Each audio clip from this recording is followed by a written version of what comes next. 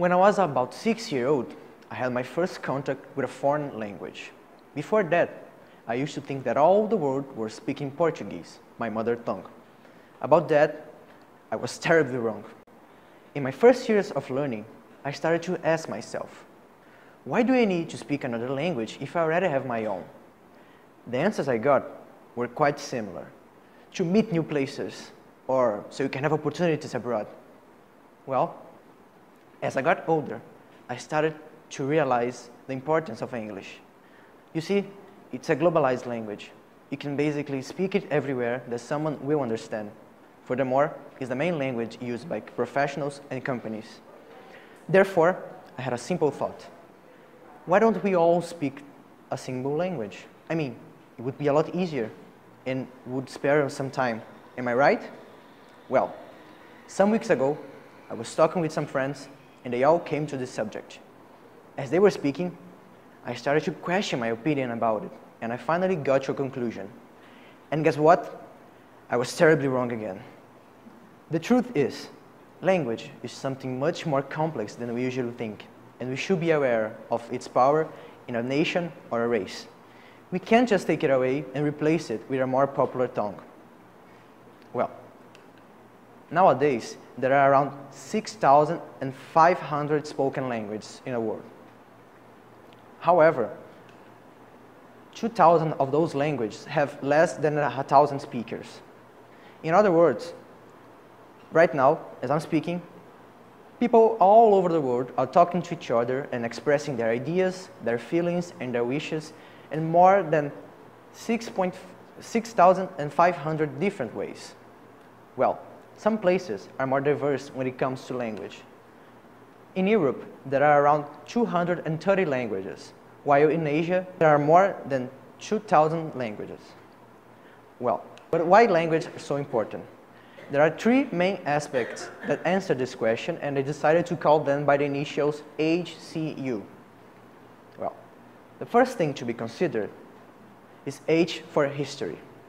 Well, every language carries with itself a historical heritage.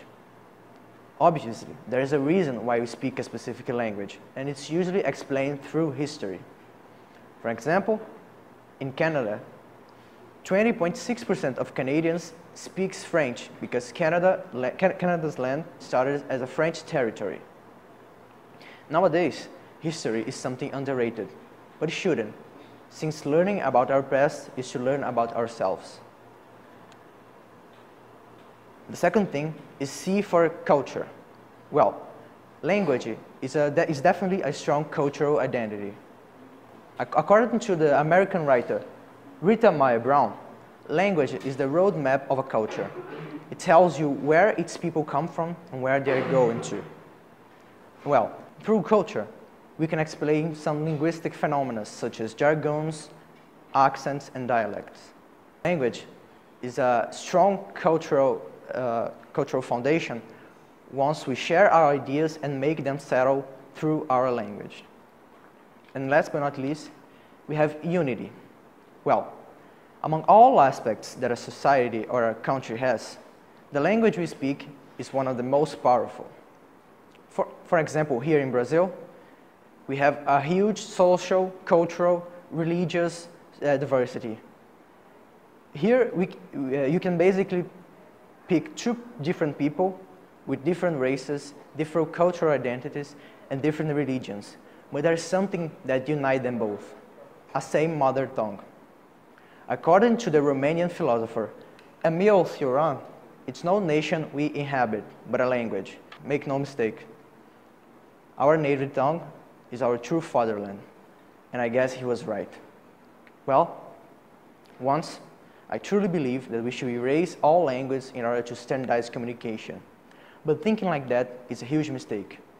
The truth is, I was against language diversity because I didn't see its beauty and how important it might be to unite a people. And after all, this is what this all is about.